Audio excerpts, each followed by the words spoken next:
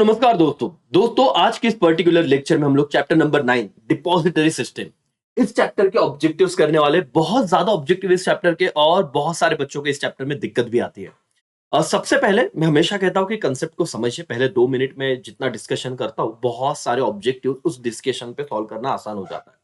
What is depository system बताइए तो दोस्तों, क्या होता है डिपॉजिटरी सिस्टम?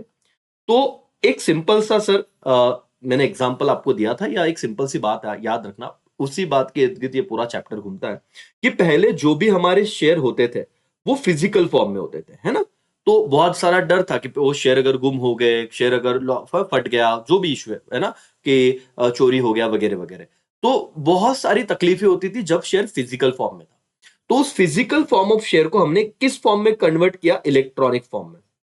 ठीक है, इलेक्ट्रॉनिक फॉर्म में। अब ये जो प्रोसेस है कि फिजिकल फॉर्म ऑफ शेयर को इलेक्ट्रॉनिक फॉर्म में कन्वर्ट करना, इसे क्या कहा जाता है? डीमटेरियलाइजेशन। ये बहुत बार 3 से 4 बार ऑब्जेक्टिव्स में टेक्स्ट बुक के आया हुआ है, जो मैं पूरे अभी सॉल्व कराने वाला हूं।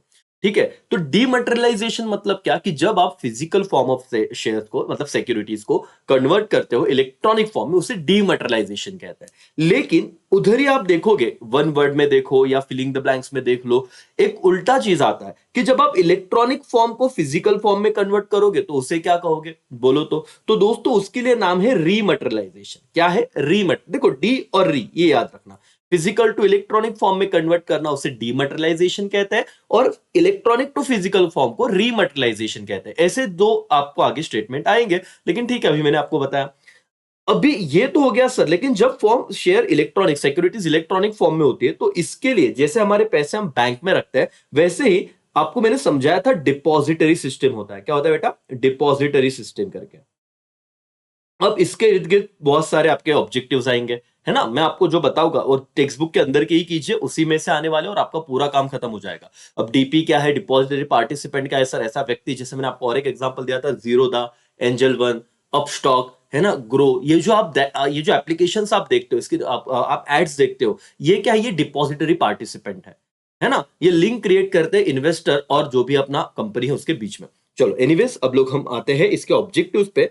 उसके बाद डिपॉजिटरीज इन इंडिया, एनएसडीएल और सीडीएसएल, इसको भी हम देख लेंगे क्योंकि इस पे भी ऑब्जेक्टिव है दोस्तों। सो आइए आपको मैं ले चलता हूं हमारे ऑब्जेक्टिव्स के सेशन पे। लेकिन उससे पहले एक छोटा सा पॉइंट मैं आपके साथ कवर कराना चाहूंगा। ये कुछ बातें देखिए दोस्तों। ये देखो यहाँ पे ना, एनएसडीएल का पहले फुल फॉर्म देख लो, डिपॉजिटरीज इन इंडिया, क्योंकि आगे इसके ऑब्जेक्टिव आने वाले। मैं नहीं चाहता कि आप लोग कोई ऐसा फील करो कि सर हमें तो कुछ समझ नहीं आ रहा है। देखिए कुछ लाइन इंपॉर्टेंट है, देखिए। एनएसडीएल का फुल फॉर्म है नेशनल सिक्योरिटी डिपॉजिटरी लिमिटेड। बोलो क्या? National securities depository limited. ये एक लेक्चर में आपके सारी चीजें कंप्लीट होनी है कि नहीं? और आप समझिए कि मैंने ऑब्जेक्टिव शुरू करने से पहले आप अभी खत्म करने लग गए हो। मतलब क्या सर? एनएसडीएल का फुल फॉर्म क्या है? National securities depository limited. ये भारत के 2 डिपॉजिटरी सिस्टम है। अब ये पहला लाइन पढ़िए। First and largest depository in India establish in November 1996। तो आपको मैच द पेयर्स में आएगा कि फर्स्ट एंड लार्जेस्ट डिपॉजिटरी कौन सा है, एनएसडीएल या दूसरा वाला जो आप देखोगे सीडीएसएल।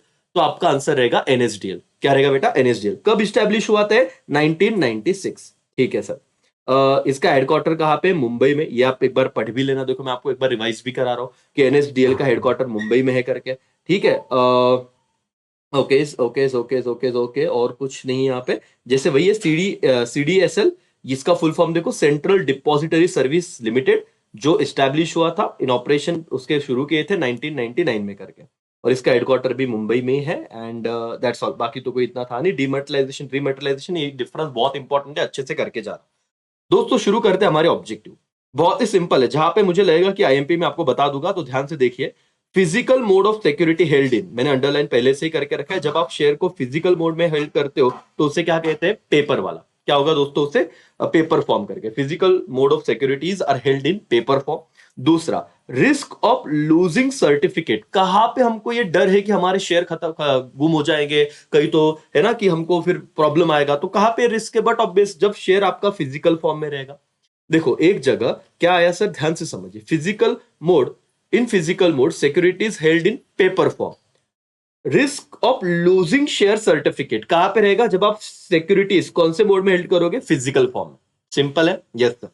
अब देखो, depository system in depository system securities are held in dash dash form. जो बच्चा नहीं पढ़ के जाएगा, सिर्फ ये लेक्चर भी देख के जा रहा है सर, उसे इस चैप्टर के कुछ इंपॉर्टेंट लाइंस भी समझ में आ रही है कि डिपॉजिटरी सिस्टम में हम लोग किस तरह से शेयर हेल्ड करते हैं। तो इलेक्ट्रॉनिक फॉर्म में हम शेयर को रखते हैं। बोलो, डिपॉजिटरी सिस्टम में हम लोग शेयर्स को इलेक्ट्रॉनिक फॉर्म में रखते हैं। अब यहाँ पे मैं शेयर वर्ड यूज कर रहा हूं, वो सिक्योरिटीज होगा, मतलब सब हो जाएगा, शेयर्स, डिबेंचर, बॉन्ड, सब चीजें। ठीक है, ओके सर।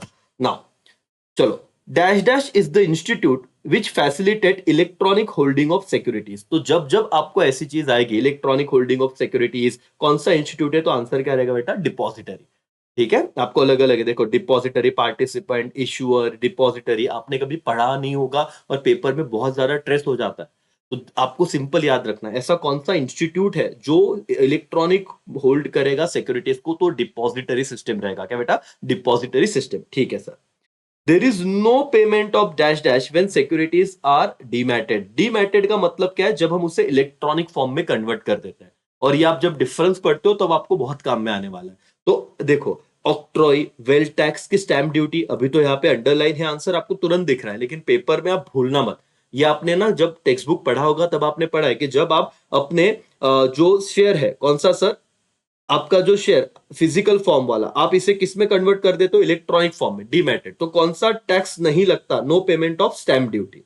आंसर क्या रहेगा, स्टैंप ड्यूटी। बोलो बेटा, क्या रहेगा, स्टैंप ड्यूटी। एक ही चीज 2 से 3 बार बोलो। चलो अब मैं आपको जनरल पूछता हूं, स्क्रीन की तरफ मत देखिए, मुझे बताइए कि जब हम लोग शेयर को इलेक्ट्रॉनिक फॉर्मेट में कन्वर्ट करते हैं तो कौन सा टैक्स, कौन सा ड्यूटी नहीं पेड करना होता, तो स्टैंप ड्यूटी पेड नहीं करना होता है करके। देखो, मैंने आपको कहा था डिपॉजिटरी एक्ट क्या है, अभी ये एक्ट की बात चल रही है, कुछ कीवर्ड को अंडरलाइन कीजिए। डिपॉजिटरी एक्ट कब पास हुआ था, इन द ईयर ऑफ 1996। ये मैच द पेयर्स में भी आने वाला है, तो याद रखिए, डिपॉजिटरी एक्ट कब पास हुआ था, 1996। फिर India has dash dash depository system. बेटा ये ना ट्रू और फॉल्स में भी आया हुआ है आगे जाके, और रीराइट द स्टेटमेंट, वो अंडरलाइन देखो गलत वाला होता है, फिर उसे हमें करेक्ट करके रीराइट करना होता है, वहां पे भी आया है, तो बहुत ध्यान से देखना। इंडिया में मल्टी डिपॉजिटरी सिस्टम है। बोलो, कौन सा डिपॉजिटरी सिस्टम बेटा, multi depository system. Once again repeat करो, इंडिया में कौन सा डिपॉजिटरी है, सोल, सिंगल, मल्टी, तो आंसर रहेगा मल्टी डिपॉजिटरी। बोलो एक बार, क्या, मल्टी डिपॉजिटरी। ठीक है sir. Dash dash is the constituent of depository system. कौन है sir important part depository system का, तो इश्यूअर। इश्यूअर मतलब वो कंपनी करके। ठीक है, तो ये अंडरलाइन आईएमपी करो इसको। तो बहुत बार बच्चों को लगता है गवर्नमेंट, नहीं सर, ट्रस्ट बिल्कुल नहीं सर, जो इश्यूअर है, जो शेयर्स इशू करता है, company is the important constituent of depository system. कौन सा ओल्डेस्ट डिपॉजिटरी सिस्टम, मैंने कहा ना पहला, देखो हमने लाइन पढ़ा था, क्या पढ़ा था, एनएसडीएल। क्या पढ़ा था बेटा, एनएसडीएल। तो आपको यहां पे कंफ्यूजन हो सकता है, ये दोनों आंसर नहीं है करके। ओल्डेस्ट, वापस रिपीट करो ये लाइन, अभी रिपीट कर लो। ओल्डेस्ट डिपॉजिटरी इन इंडिया क्या है, एनएसडीएल। बोलो, ओल्डेस्ट डिपॉजिटरी इन इंडिया क्या रहेगा, NSDL. One second, oldest depository in India क्या रहेगा, एनएसडीएल करके। ठीक है, वेरी नाइस। चलो आगे जाते हैं दोस्तों। डीमैट अकाउंट ओपन बाय, ये देखो इसको भी आईएमपी कर लो। ठीक है ना, सीडीएसएल नहीं सर, सेबी नहीं सर, बेनिफिशियल ओनर मतलब हम लोग जिसे शेयर खरीदने हैं, शेयर बेचने हैं, तो कौन ओपन करता है डीमैट अकाउंट बेटा, बेनिफिशियल ओनर। बोलो मेरे साथ, कौन ओपन करेगा, beneficial owner. Demat account open by beneficial owner. One second, बोलो क्या, demat account open by beneficial owner. ठीक है। डीमैटेड शेयर आर, अब ये भी आईएमपी करो सर, आप हर कोई आईएमपी बोल रहा हो, इसलिए बोल रहा हूं ताकि आपका और कॉन्सेंट्रेशन बढ़ जाए। कि क्या होता है सर, डीमैटेड शेयर है, नॉन ट्रांसफरेबल है क्या, नहीं सर, वो तो हम ट्रांसफर कर सकते हैं। बेरर है क्या सर, वो वाला छोड़ दो। फंजिबल मतलब क्या, कोई भी उसको डिस्टिंग्विश नंबर से नहीं किया जाता, समझा, फंजिबल, तो यहाँ पे अंडरलाइन करना फंजिबल। क्या sir, fungible, dematted share are fungible, इसलिए इसको आईएमपी करो। कुछ अलग है ना, यस और नो, हाँ। चलो, dash dash is the unique code given to securities. ठीक है, सिक्योरिटीज को जो यूनिक कोड दिया जाता है उसे क्या कहा था बेटा, आईसिन कहा जाता है। 12 डिजिट का कोड, ये आएगा आगे, मैं आपको बताऊंगा क्या कहा जाता है, आईसिन। बोलो क्या, आईसिन, ISIN। ठीक है, इन आईसिन, ठीक है, ISIN, in ISIN for corporate securities allotted by. अब ये देखो, इससे रिलेटेड, अब ये जो कंसेप्ट है ना, आपने भले चैप्टर पढ़ा हो कि ना पढ़ा हो, और पढ़ा होगा तो भी अपने को सारी चीजें याद तो नहीं रहती, तो ये किसके लिए हम अलॉट करते हैं, तो टू सिक्योरिटीज, ये पहला कंसेप्ट है। दूसरा, इसे कौन अलॉट करता है, सेंट्रल गवर्नमेंट क्या, नहीं सर, स्टेट गवर्नमेंट क्या, नहीं, तो एनएसडीएल जो हमने पढ़ा है वो अलॉट करता है ISIN नंबर। बोलो, कौन अलॉट करता है, एनएसडीएल। समझ में आ गया बेटा, आपने पहले अंडरलाइन करके लिए रखा होगा, लेकिन इन लेक्चर्स का अलग इंपॉर्टेंस है। है ना, आपको समझ में आती चीजें कि किस हिसाब से आपको ध्यान में रखना है। और मैं पहले इसलिए आराम से बता रहा हूं क्योंकि इससे कनेक्टेड आगे वाले ऑब्जेक्टिव, अगर ये समझ गया तो आगे हम फटाफट करके खत्म कर देंगे। ओके, तो ISIN नंबर कौन इशू करता है, अलॉट करता है, तो NSDL। Dash dash has to apply, अब किससे अप्लाई करना होगा, तो कंपनी को अप्लाई करना होगा कि मुझे नंबर दे दीजिए। तो देखो बेटा, 3 तरह के सवाल आ सकते हैं। अब मुझे बताओ, पहला सवाल ये होगा कि ISIN नंबर हम लोग किससे इशू करते हैं, यूनिक कोड किसे दिया जाता है, तो सिक्योरिटीज को दिया जाता है, ठीक है। ये फिर ये कौन अलॉट करता है, अलॉटेड बाय NSDL। और तीसरा कि इसके लिए अप्लाई कौन करेगा, तो कंपनी करेंगे, ठीक है सर। DP नहीं करेगा, डिपॉजिटर्स नहीं करेंगे, तो कंपनी अप्लाई करेगा ISIN नंबर के लिए। डन राजा, यस सर करके।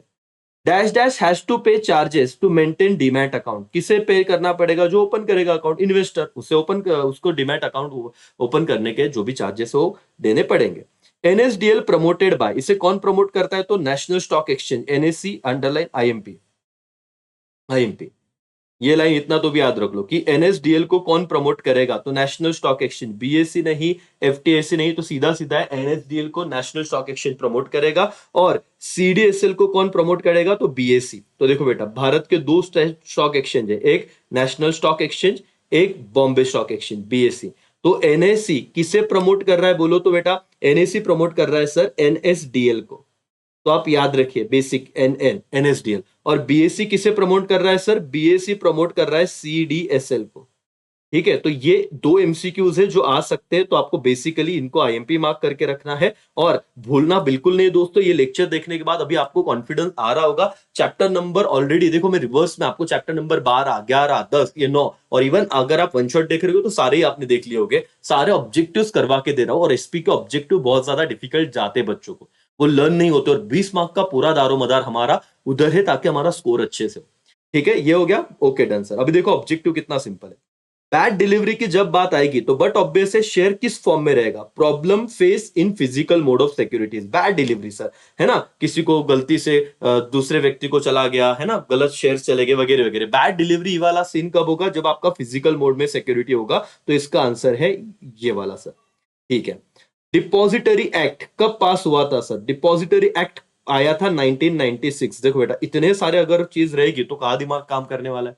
लेकिन आप सुनते जाइए, मेरे लेक्चर को अच्छे से सुनिए, तो आपका ये बहुत बड़ा टेंशन खत्म हो जाएगा। Depository act in the year of what, 1996 करके, ठीक है। ओके, ISIN ये क्या है, 12 डिजिट नंबर है। अभी ना ट्रू और फॉल्स में क्या है पता है, मैं आपको बताता हूँ। ट्रू और फॉल्स में एक स्टेटमेंट है बेटा, जहां पे उन्होंने कहा है कि ISIN नंबर ये 14 डिजिट है, ट्रू और फॉल्स, तो तब आंसर रहेगा फॉल्स। अब बच्चे ने ये पढ़ा ही नहीं है, या फिर ऑब्जर्व नहीं किया, और फिर वो ऑब्जेक्टिव ऐसे ही जा रहा है, तो ऐसे नहीं चलेगा। तो मैंने क्यों डिस्कस किया, क्योंकि आपके ध्यान में रह जाए। ISIN नंबर कितने डिजिट का होगा, 12 डिजिट का होगा। तो ठीक है सर, यहां पे मैंने और एक अपना कंसेप्ट समझ लिया, अच्छी बात है। डिपॉजिटरी पार्टिसिपेंट, वही जीरोदा वाला जो मैंने कहा था, वो क्या करेगा बेटा, कनेक्शन क्रिएट करेगा। किसके बीच में कनेक्शन क्रिएट करेगा, तो डिपॉजिटरी और इन्वेस्टर, इसके बीच में कनेक्शन क्रिएट करने का काम किसका रहेगा, depository participant. That's all, done हो गया। ओके, ठीक है सर। फिर CDSL बताओ, CDSL क्या बेटा, second depository system in India. तो पहला क्या था सर, पहला तो NSDL साफ करके मैंने वो बता ही दिया था, ठीक है सर।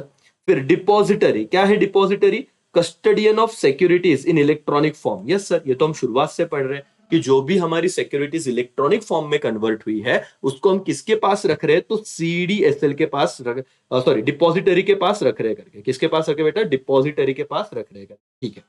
बेनिफिशियल ओनर कौन है सर, तो इन्वेस्टर है, उसे बेनिफिशियल ओनर कहा जाएगा। देखो बहुत ज्यादा थे कि नहीं बेटा डिफरेंस बिटवीन, यस और नो, तो सात मतलब ये आपको इस तरीके से इस चैप्टर को डील करना पड़ेगा, कोई अदर ऑप्शन नहीं है ना। तुम जितना टालोगे उतना ये डिले होगा, ये क्योंकि इस पे बहुत ज्यादा ऑब्जेक्टिव है। और देखो अभी 14-15 मिनट हुए, लेकिन हमने बहुत हद तक अच्छे से इसे डील किया हुआ है। अब मुझे रिवीजन भी बताओ, बैड डिलीवरी कब होगा, जब फिजिकल फॉर्म में सिक्योरिटीज रहेंगे करके, ठीक है। यस, डिपॉजिटरी एक्ट कब पास हुआ था, in the year of 1996। ISIN 12 digit number code है। डिपॉजिटरी पार्टिसिपेंट क्या बेटा, कनेक्ट डिपॉजिटरी एंड इन्वेस्टर। उसके बाद CDSL क्या है, सेकेंड डिपॉजिटरी इन इंडिया। पहला तो NS वाला था, ठीक है सर। फिर डिपॉजिटरी कौन है, तो ये लिंक क्रिएट करता है डिपॉजिटरी कौन है? ये कनेक्शन क्रिएट करता है सिक्योरिटीज, सॉरी, कस्टोडियन ऑफ क्या है? इलेक्ट्रॉनिक फॉर्म में। कस्टोडियन ऑफ क्या है? जब सिक्योरिटीज इलेक्ट्रॉनिक फॉर्म में जाते हैं तो उसको संभालने का काम डिपॉजिटरी सिस्टम करता है। और बेनिफिशियल ओनर कौन है आपके? बेनिफिशियल ओनर है आपके इन्वेस्टर करके। कौन है बेटा? बेनिफिशियल ओनर है आपके इन्वेस्टर। That's all, done. अब आ जाते हैं नए पॉइंट पे। ऑलरेडी मैंने कुछ लिख के रखा, बहुत ज्यादा आपके लिए काम आसान होने वाला है और एक कॉन्फिडेंस आ जाएगा कि आज के दिन में सर चैप्टर नंबर 9 के हमने सारे ऑब्जेक्टिव समझ के खत्म कर दिए। ओके दोस्तों, देखो कितना सिंपल हो जाएगा। अब इतना डिस्कशन जो आपने सुना है, the mode of holding security में रिजल्ट इन लॉस और थेफ्ट ऑफ सर्टिफिकेट कहां पे होगा? कौन सा मोड? Physical mode. लिख लीजिए। लॉजिक भी अभी आपके क्लियर हो रहे हैं कि कहां पे सिक्योरिटीज को खोने का डर है, जब आप फिजिकल मोड में उसे क्या करोगे? हेल्ड करोगे करके। समझ में आ रहा है दोस्तों? यस और नो करके? हाँ सर, डन करके, ठीक है। The organisation which hold security in electronic mode, उसे क्या कहा जाएगा? जो इलेक्ट्रॉनिक मोड में सिक्योरिटीज को हेल्ड करेगी सर, उसे डिपॉजिटरी कहा जाएगा। सिंपल लग रहा है बेटा? यस और नो? जो ऑर्गेनाइजेशन सिक्योरिटीज को क्या करेगी? इलेक्ट्रॉनिक मोड में होल्ड करेगी, उसे क्या कहा जाएगा? डिपॉजिटरी। द सिस्टम एलिमिनेट्स क्या बेटा? Storing of certificate. अब ये जो sorry sorting of storing of certificate, मतलब ये सर्टिफिकेट का विषय हटा डाला। कौन सा इंस्टीट्यूशन था वो दोस्तों? Depository system. कौन सा सिस्टम था? Depository system. अब फिजिकल, क्योंकि यहाँ पे शेयर इलेक्ट्रॉनिक में हो गए और इलेक्ट्रॉनिक हो गए तो झंझट ही मिटा दिया कि तुम शेयर सर्टिफिकेट वगैरह फिजिकल फॉर्म में करो। ठीक है, चलो ये 3 हुए क्या? यस और नो? टोटल हमको 12 करने, 12 में से 3 तो गए और 3 के ग्रुप में हम कर डालेंगे। The system allow fastest and easier transfer of security. क्या है? Depository system. अब देखो कितनी बार ये वर्ड आया, डिपॉजिटरी सिस्टम। तो अगर आपको 2 मार्क्स के लिए कोई डिफाइंड टर्म आता है ना, डिपॉजिटरी सिस्टम, अगर आपने कुछ नहीं पढ़ा है, इतनी भी चीजें आपको याद आई ना, तो भी लिख देना, तो भी आपके 2 में से 2 मार्क्स सिक्योर हो जाएंगे। समझ में आ रहा है? ठीक है। The oldest depository in India क्या होगा? एनएसडीएल, जो हमने शुरुआत में पढ़ा था। ओके, और सेकेंड क्या था? सीडीएसएल वाला। The country where depository system started first time, बेटा इसे आईएमपी करो। सबसे पहले डिपॉजिटरी सिस्टम कहां पे शुरू हुआ था? तो जर्मनी में। कहां पे शुरू हुआ था बेटा? जर्मनी में। ये वर्ड को ध्यान में रखिए, क्योंकि ट्रू और फॉल्स में ना ये आया हुआ है। उन्होंने कुछ तो दूसरी कंट्री का, जापान या कुछ तो नाम दिया, बोले फर्स्ट टाइम जापान में शुरू हुआ। अब जिस बच्चे को यही नहीं पता कहां शुरू हुआ, वो ट्रू और फॉल्स में क्या लिखेगा? ट्रू और फॉल्स। समझ में आना? फर्स्ट टाइम क्या कहा? The country where depository system started for the first time क्या है? जर्मनी। बोलो मेरे साथ, जर्मनी। क्यों ये इतना मैं इसे एम्फेसिस दे रहा हूं? क्योंकि आगे के क्वेश्चन आपके सिंपल हो जाने चाहिए। डन? यस और नो? हाँ सर करके। समझ में आ रहा है राजा? एवरीवन? ओके, चलो ध्यान दो अभी यहाँ पे। Sir, the register owner of security, उसे क्या कहा जाएगा? बेनिफिशियल ओनर कहा जाएगा। जो सिक्योरिटीज का रजिस्टर ओनर है उसे बेनिफिशियल ओनर के नाम से जाना जाता है। Agent of depository, agent underline करना बेटा वर्ड को। एजेंट ऑफ डिपॉजिटरी, उसे डिपॉजिटरी पार्टिसिपेंट कहा जाता है। अब देखना, अगर 2 मार्क्स के लिए आपको यह वर्ड आया कि एक्सप्लेन करो डिपॉजिटरी पार्टिसिपेंट मतलब क्या, क्या कहा मैंने? एक्सप्लेन करो डिपॉजिटरी पार्टिसिपेंट मतलब क्या, 2 मार्क्स के लिए। तो आप पहला ये पॉइंट लिख देना कि डिपॉजिटरी पार्टिसिपेंट एजेंट होता है डिपॉजिटरी का। दूसरा क्या लिखोगे बोलो तो? मैं एचजेपीएस में था, देखो ये लिंक क्रिएट करता है बिटवीन इन्वेस्टर एंड डिपॉजिटरी। ठीक है, तो 2 पॉइंट तो हो गए सर, कुछ तो आ रहा है, ऐसा नहीं कि कुछ नहीं आएगा। और इस लेक्चर का एडवांटेज इस तरीके से होगा आपको। ओके, अब ये दोनों ही इंपॉर्टेंट है बेटा। ये देखो मैंने आपको कहा था ना, एक का आंसर है डीमटेरियलाइजेशन, स्पेलिंग याद रखना, और एक का आंसर है रीमटेरियलाइजेशन। अब डीमटेरियलाइजेशन मतलब क्या? देखो, the process convert security into electronic form from physical form. Physical form से इलेक्ट्रॉनिक फॉर्म में कन्वर्ट कराना, इसे डीमटेरियलाइजेशन कहते हैं। देखना, इसकी जगह अगर दूसरा आ गया तो तुम वो डीमटेरियलाइजेशन से रट के रह जाओगे, जबकि आंसर रहेगा रीमटेरियलाइजेशन। और तुम बाहर आके बोलोगे अरे इसका तो एकदम सिंपल था, 1 मार्क्स फिक्स है। अरे ऐसा डीमटेरियलाइजेशन बेटा, देख क्या बोला होगा? पहला अगर फिजिकल फॉर्म से इलेक्ट्रॉनिक फॉर्म में जा रहा है तो डीमटेरियलाइजेशन, लेकिन the process convert securities into physical form from electronic form. ये समझो, फ्रॉम फॉर्म में बहुत कंफ्यूजन होता है कि इलेक्ट्रॉनिक से फिजिकल में लेके जाना, ऐसे तो होता नहीं, लेकिन अगर हुआ तो उसे क्या कहेंगे? रीमटेरियलाइजेशन। बोलो क्या कहेंगे? रीमटेरियलाइजेशन। तो आपको डिफाइन में रीमटेरियलाइजेशन भी पूछ लेते तो एक लाइन तो लिखते आएगा। यस और नो? हाँ, okay. This means security are without distinctive number of fungibility. मैंने कहा था ना फंजिबल। फंजिबल मतलब क्या? कि सिक्योरिटीज को कोई अलग अलग नंबर दिए नहीं होते करके। This is unique code for securities given depository system. और यूनिक कोड का नाम क्या है? ISIN। इतना ही लिखना है आपको, दैट्स ऑल। डन? यस, अगर ये हो गया है तो दोस्तों अब आओगे आप ट्रू और फॉल्स, और बहुत अच्छी तरीके से आपको समझ में आएगा और आप देखोगे कितने रिपीटेटिव मोड पे उन्होंने ऑब्जेक्टिव पूछे है। Physical mode of holding securities is risky, क्या ये सही है क्या? क्या फिजिकल मोड में जब सिक्योरिटी हेल्ड करते हो तो बहुत ज्यादा रिस्क होता है गुम जाने का, चोरी होने का? तो answer is yes sir, it is true. Allotment of security take longer time when physical mode, it is true sir. जब आप फिजिकल मोड की बात करोगे तो वहां पे एक्स्ट्रा टाइम लगने वाला है, that's why it is true. Transfer of security is easier in electronic form, yes sir it is true. तो इलेक्ट्रॉनिक में बातें आसान होती है, तो पहले तीनों के आंसर क्या थे आपके? ट्रूथ है, ठीक है। चौथा, जब फॉल्स होना उसे आईएमपी कर दो बेटा, क्योंकि यूजुअली ट्रू वाला तो अपने को पता है कि कॉमन सेंस है, लेकिन फॉल्स में कुछ तो दिमाग रहेगा। देखो, bad delivery is likely in depository system, ये फॉल्स है। क्यों सर? क्योंकि बैड डिलीवरी डिपॉजिटरी सिस्टम में नहीं होता है, वो फिजिकल मोड होता है तब बैड डिलीवरी का धोखा रहता है। तो डिपॉजिटरी सिस्टम में ऐसा होता नहीं, दैट्स व्हाई इसका आंसर रहेगा फॉल, और इसे स्टार मार्क कर दीजिए। समझ में आ रहा है एवरीवन? यस और नो करके? हाँ सर, डन पक्का? ओके, तो अभी हमने 11th के लिए भी दोस्तों ऐसे ही चीजें बनाई हैं, तो आप, मेरे को रिक्वेस्ट है कि आप मेरे ब्रांड एम्बेसडर हो, अपने दोस्तों के साथ जरूर शेयर कीजिएगा, है ना? अगर आपको थोड़ा भी फायदा हो रहा है तो जो 11th के बच्चे जो आपके आने वाले दोस्त रहेंगे, सो डेफिनेटली आप ही बता सकते हो। अब जो भी एग्जिस्टिंग क्लास में हो देख रहा हूं मैं, आप हमें गूगल पे रिव्यू दे सकते हो, बहुत बच्चे हमें उधर हेल्प कर रहे हैं, तो आप भी उनमें से एक चीज कर सकते हो करके, ठीक है? चलो, ये देखो यहाँ पे ट्रू और फॉल्स मैंने आपको कहा था। The depository system begin in USA for the first time in the world. अब मुझे बताओ, आपके दिमाग में वो अलर्ट आया क्या?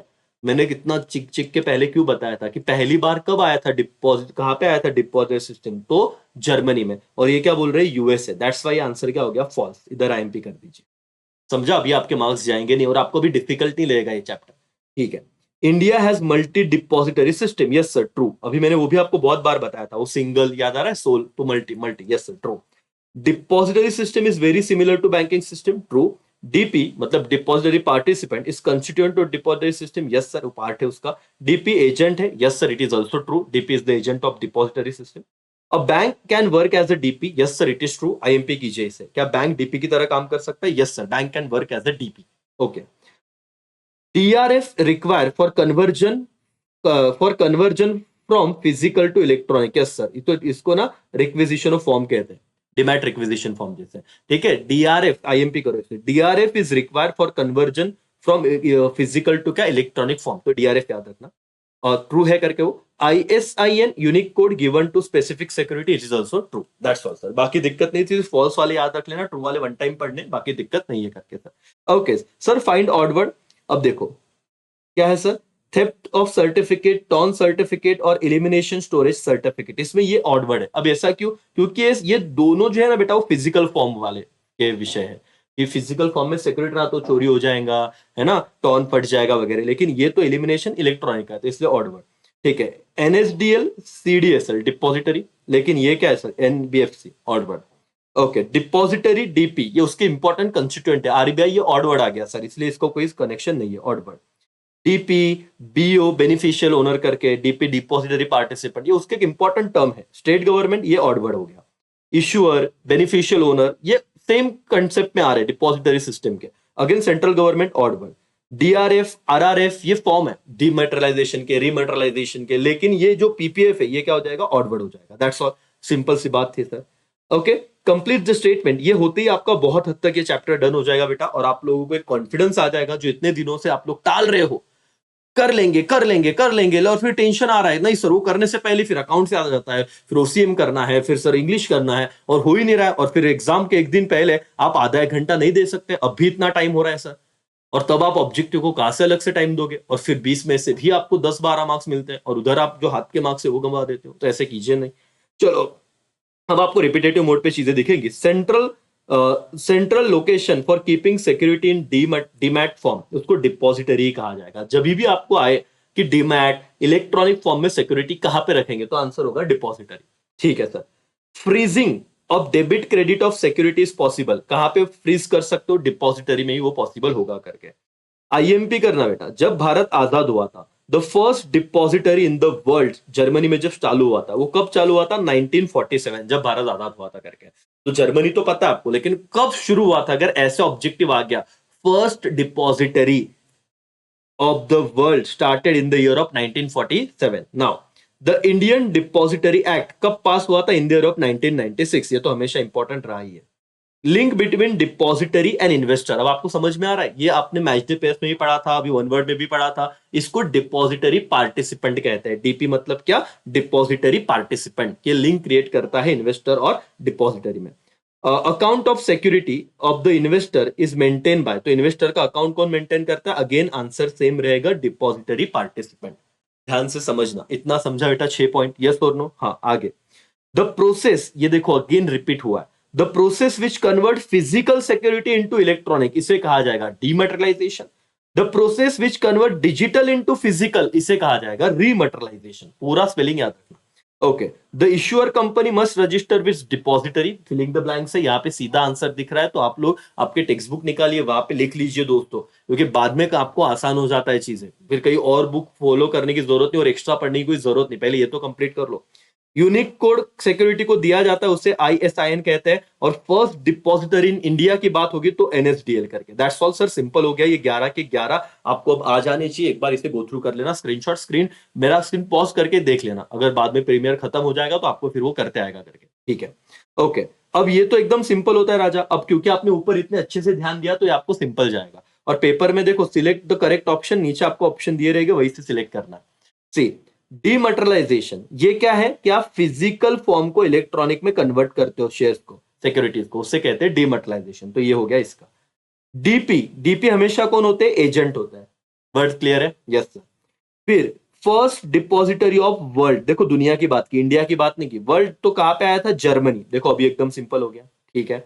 और CDSL ये कब स्टैब्लिश हुआ था? 1999 में। 1999 में करके एजेंट ऑफ डिपॉजिटरी पूरा वर्ड था। डन सर, खत्म।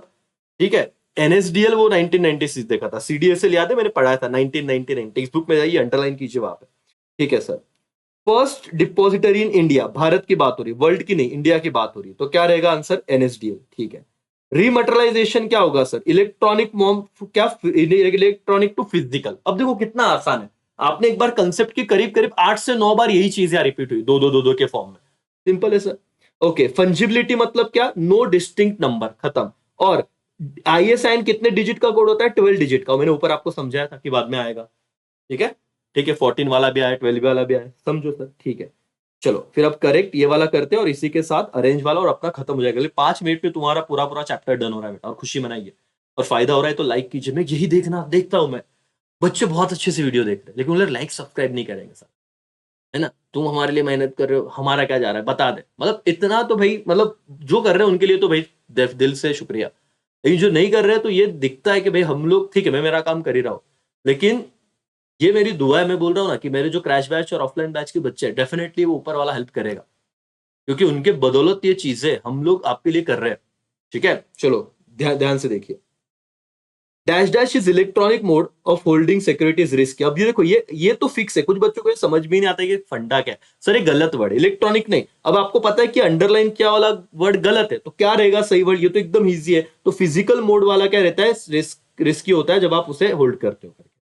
Allotment and transfer of security is time consuming in electronic mode. नहीं सर, ये कहां पे होता है? फिजिकल मोड में टाइम कंज्यूमिंग होता है। तो इलेक्ट्रॉनिक वर्ड हटाना, फिजिकल लिखना और अंडरलाइन कर देना। Dash dash system lead to scriptless capital market, ये अंडरलाइन करना बेटा। स्क्रिप्टलेस, इसे डिपॉजिटरी सिस्टम कहते हैं, बैंकिंग नहीं। तो अभी ये लाइन पूरे से एक बार पढ़ लो और लिख लो कहीं तो, कि depository system lead to scriptless capital market. अभी मैंने कहा ना, डिपॉजिटरी सिस्टम पे 2 मार्क्स का सवाल आया, तो ये लाइन ये लिख सकते हैं आप, scriptless. Okay. Storage of certificate not required in physical, नहीं सर। कौन से मोड में स्टोरेज ऑफ सिक्योरिटी नहीं लेगा? इलेक्ट्रॉनिक या तो डिपॉजिटरी, आप कुछ भी लिख सकते हो। India has single depository system, नहीं सर, सिंगल वर्ड तो गलत है, तो क्या है? मल्टी है, तो वर्ड लिख देना, खत्म। Depository participant in India has registered under partnership act, नहीं सर, किसके अंडर रजिस्टर करना पड़ेगा? SEBI act. डीमैट अकाउंट और ओपन एंड मेंटेन बाय, कौन ओपन और मेंटेन करेगा? तो DP, डिपॉजिटरी नहीं, डिपॉजिटरी पार्टिसिपेंट उसे मेंटेन करता है। ठीक है sir. Securities are fungible in physical, नहीं सर, फिजिकल तो गलत वर्ड है, तो क्या? Dematerialisation electronic mode. ISIN code given to, company को दिया जाता है कि सिक्योरिटी को दिया जाता है? कंपनी नहीं सर, सिक्योरिटीज को ये कोड दिया जाता है। तो सिक्योरिटीज ये वर्ड लिखना और इसे IMP कर दो। ISIN is the code given to, क्या उधर ने दिया रहेगा? कंपनी, आपको कट करके लिखना securities. Okay. ISIN of Indian government, ठीक है, ISIN of Indian government security issued by, ये कौन इशू करता है? NSDL, क्या IMP करो बेटा इसको, RBI करके, ये कट करके RBI इशू करता है, वो लिख लेना। Done, okay, sorted. अब आपको अपना लेक्चर 1 मिनट में खत्म हो जाएगा। अरेंज इन प्रॉपर वर्ड, सबसे पहले आप डीमैट अकाउंट ओपन करते हो, ठीक है, उसके बाद फॉर्म सबमिट करते हो कि हमारे फिजिकल शेयर इलेक्ट्रॉनिक फॉर्म में कन्वर्ट कर दो, तो सबमिट ऑफ DRF, और उसके बाद आपके सारे जो स्टेटमेंट ऑफ अकाउंट है वो उसमें कन्वर्ट हो जाते करके। तो पहला वर्ड है open demat account, submit DRF और स्टेटमेंट ऑफ अकाउंट। तीसरा आपको मिलेगा कितने शेयर है कितने नहीं मिलेगा। यहाँ पे investor that is beneficial owner submit application for security to issuer, ये पहला पॉइंट रहेगा। दूसरा, issuer company give detail allotment to depository, और तीसरा, depository intimate DP about the credit, क्या बेटा, क्रेडिटिंग बेनिफिशियल ओनर अकाउंट। तो ये IMP कर लो बेटा, क्योंकि यूजुअली समझ में नहीं जाता, बाउंसर जाता है। देखो, इन्वेस्टर जो होता है ना, वो सबमिट करेगा अपना एप्लीकेशन, ये तो हमेशा पहला पॉइंट रहेगा। दूसरा, जो इश्योर कंपनी वो भी डिटेल देंगी अलॉटमेंट टू, मतलब दोनों इन्वेस्टर और इश्योर कंपनी अपना अपना काम करेंगे। फिर तीसरा रहेगा डिपॉजिटरी का काम करना, वो इंटीमेट करेगी DP को कि अलाउ किया कि नहीं। तो फर्स्ट, लास्ट वाला सेकंड और मिडल वाला थर्ड, दैट्स ऑल, डन हो गया। इसी के साथ दोस्तों आपके इस चैप्टर के सारे ऑब्जेक्टिव डन हो गए 30 मिनट में, ठीक है, आएगा 1 मिनट तो मैं आपसे बात करूंगा, दैट्स ऑल, डन।